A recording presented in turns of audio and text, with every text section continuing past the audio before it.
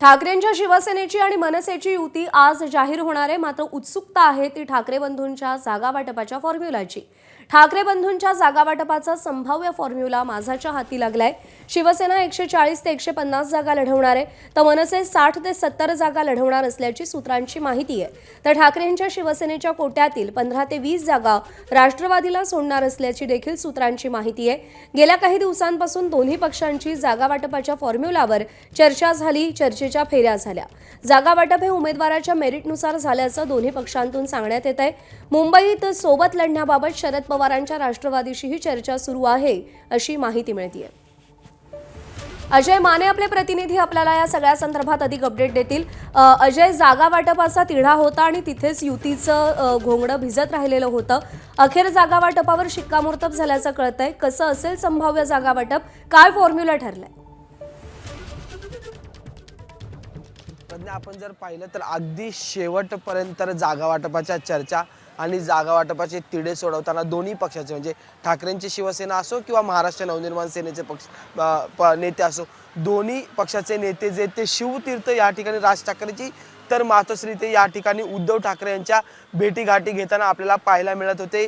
दादर माहीम शिवडीसारख्या परिसरातल्या जागांवरचा तिढा सुटला नव्हता, विक्रोळी भांडूपच्या चर्चा होत्या आणि आता एक संभाव्य आकडा जो आहे तो माझाच्या हाती लागलेला आहे। तो म्हणजे की या युतीमध्ये मोठ्या भावाच्या भूमिकेत असणार आहे ती म्हणजे ठाकरेंची शिवसेना। ठाकरेंची शिवसेना 140 ते 145 उमेदवार मुंबई महानगरपालिकेच्या निवडणुकीत उतरवताना आपल्याला पाहायला मिळतील। तर मनसेच्या वाट्याला म्हणजे महाराष्ट्र नवनिर्माण सेना या पक्षाच्या वाट्याला 60 ते 70च्या जागांच्या आसपासच्या जागा ते सोडण्यात येणार। विशेष बाब म्हणजे की या आधी ज्यावेळेस सर्वे आणि अहवाल जो आहे तो महाराष्ट्र नवनिर्माण सेनेने तयार केला होता, तेव्हा माझानेच बातमी दिली होती की 65 जागांवर महाराष्ट्र नवनिर्माण सेना या A+65 जागांचा सर्वे समोर आला होता।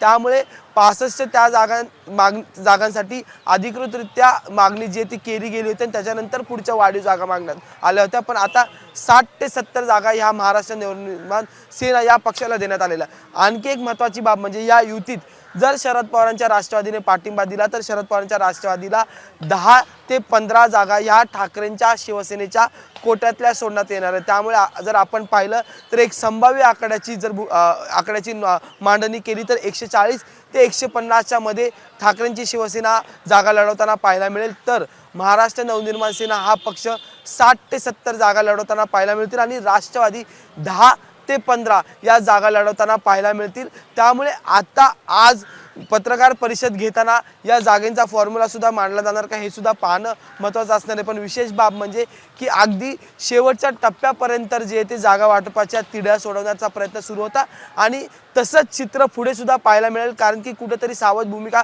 घ्यावी लागेल, कारण की ज्या विभागातून जे इच्छुक उमेदवार आहेत त्याच्याऐवजी कुणा दुसऱ्याला जर तिकीट दिलं गेलं तर बंडखोरी पक्षात होऊ शकते आणि त्याच्या सगळ्या गोष्टी पाहता AB फॉर्म किंवा मग ज्यांना उमेदवारी द्यायची आहे त्यांना अगदी सावधरित्या जे ते उमेदवारी देताना आपल्याला आता हे दोन्ही पक्ष पाहायला मिळतील। प्रज्ञा, ABP माझा, उघडा डोळे बघा नीट।